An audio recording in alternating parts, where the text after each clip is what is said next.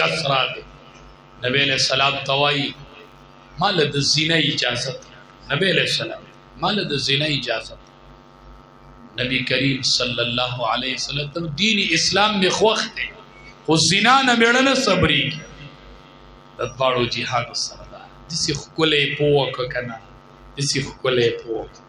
خدای دې مونږ له طاقت راکړي چې تاسو خولې پوک چې سم پوک سم چې خپم نشه پوم شي چې خپه شي نوم خنه نه چې پوه شي خو چې خپه شي نوم خنه نه مونږ وایو خدایم پوم کا او خدایم خپه کوم مزه نبی علیہ السلام ورته وی ته چې وای چې د زنا نه میړنه صبري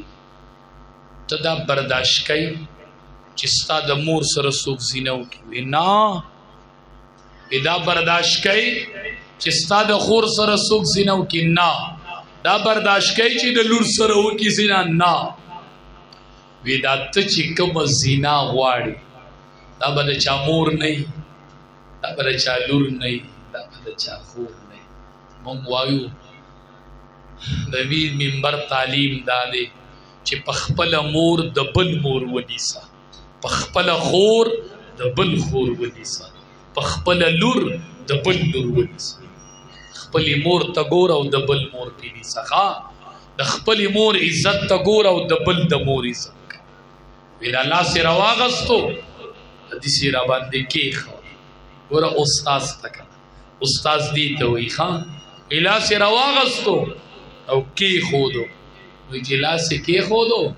نو ما په هغه ټیم یخوالی محسوس کړو چې دنده یخوالی راغی څه انقلاب راغی وی د مرګه پورې مړ شومه خو په زړه کې مې د زنا خیال هم نه و راغلی د مرګه د هغې لاس برکت